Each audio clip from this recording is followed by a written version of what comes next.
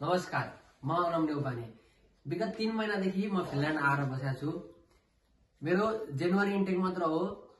म जनवरी इन्टेकमा आएको 3 महिना भयो, तर 3 महिनामा के देखियो, के भोग्यो केही थाहा सोध्दै नसोध्नु। म जस्तो फिनल्यान्ड आउँदाखेरि अथवा कुनै पनि युरोप कन्ट्री जाँदाखेरि रिसर्च नगरिकन जाँदै नजानुहोला।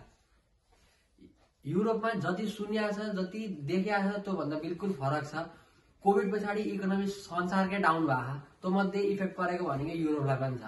अझ फिनल्यान्ड आउने अहिले भिजा दिएको कारणले गर्दाखेरि हरेक मान्छेको चाहना फिनल्यान्ड सबै म जस्तै विद्यार्थीहरू हुन्।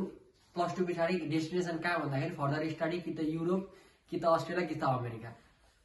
त्यसले गर्दाखेरि अहिलेको सिनारीमा फिनल्यान्डले भिजा दिएको यस्तो छ जसको चाहना पनि फिनल्यान्ड आउनु छ। तर फिनल्यान्ड आउँदाखेरि आफूले रिसर्च नगरिकन यहाँ भएका मान्छेलाई सोध्नुहुन्छ, तर सोद्धाखेरि कस्तो तरिकाले फनी रूपमा ल्याएछन् भने आइज काम पाइन्छ जति पनि भनेर यो जोकको रूपमा ल्यानी छ। यहाँ त्यसको लैलैमा लाग्दै नलाग्नु, रिसर्च गर्नु, आफै रिसर्च गर्नु। म जस्तो रिसर्च नगरिकन आएर दुःख नपाउनु। अर्को कुरो भने फिनल्यान्डमा काम छ, तर कस्तो काम छ नि फिनिसलाई प्रायोरिटी दिन्छ। हामीलाई एक त ल्याङ्ग्वेज आउँदैन, हामीसँग स्टुडेन्ट हो, स्किल केही नै हुँदैन। स्किल छ भने रेस्पेक्ट पनि छ युरोपमा। रिसर्च गर्नु। म आएको युनिभर्सिटी भनेको नर्थर्न रिजनमा पर्ने योन्सु म्युनिसिपालिटीको करेलिया युएस हो। करेलिया युएस को सिड्युलिङ यस्तो छ भन्नु जानु तपाईँको फिनल्यान्डमै नै युनिभर्सिटीहरूमा प्राय त्यस्तै होला। यसले अनलाइन क्लास पनि प्रोभाइड गर्दैन। अनि तपाईँको कहिले 8 बजेदेखि बोलाउँछ, 1.5 घण्टाको कोर्स हुन्छ, प्रेयर पिरियड हुन्छ, त्यसमा पढ्ने हो, बिचमा आधी घण्टा 1 घण्टा 1.5 घण्टाको पनि ब्रेक हुन्छ। तर कहिले जाँदै त्यही क्रममा जाँदै गर्दाखेरि 5:30 बजेसम्मको क्लास हुन्छ। त्यसले गर्दाखेरि हामीले दिनमा कुनै पनि काम भेटिहाल्यो भने पनि काम गर्न सम्भव छैन। नाइट सिफ्टको लागि फिनल्यान्डमा पोसिबलै छैन। सबैको पर्खाइ भनेको समर हुन्छ।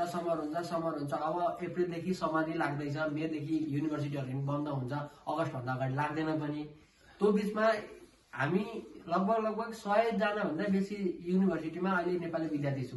सबैको खोजी हुन्छ, स्किल छैन, क्लिनिङको अथवा गार्मेन्टहरूको काम त्यसैको खोजीमा हुन्छ। त्यो भेट्नलाई यहाँनिर एकदम गाह्रो छ। सबैजनाले 2 जना 3 जना भ्याकेन्सी हुन्छ, 100 जनाले एप्लाई गरेर हुन्छ, कसलाई लिने कसलाई नलिने। अझ ल्याङ्ग्वेज पनि प्रोफिसियन्सी फिनिस ल्याङ्ग्वेज एकदम जरुरी। फिनिस ल्याङ्ग्वेज बिना यहाँ पाइँदैन। फिनल्यान्ड आउने मान्छेलाई म एकदम के नै भन्न चाहन्छु भने आफै रिसर्च गर्नु। सबै थोक रिसर्च गर्दाखेरि नेटमा अनलाइनमा भेटिन्छ। फिनल्यान्डले केही कुरा पनि लुकाएको छैन। युनिभर्सिटी रिसर्च गर्दाखेरि स्टडी इन्फोमा गएर सबैजनाले हेर्नु। स्टडी इन्फोमा युनिभर्सिटीहरूको बारेमा हरेक युनिभर्सिटीको बारेमा डिटेल्स दिएको छ, कुन कोर्स प्रोभाइड गर्छ, कुन ठाउँमा छदेखि लिएर कोर्स ड्युरेसन कति छ, सबै थोक भने हुन्छ। रिसर्च गरेर आउनु। म आए जसरी दुःख पाउने गरी नआउनु। हुन त दुःख त मलाई नै त्यस्तो केही छैन, साथीभाइहरूसँग मजाक गरेर हिँडिरहेको छ। तर कामको सिलसिलामा एकदम गम्भीर छ फिनल्यान्ड। विचार गरेर आउनु। धन्यवाद।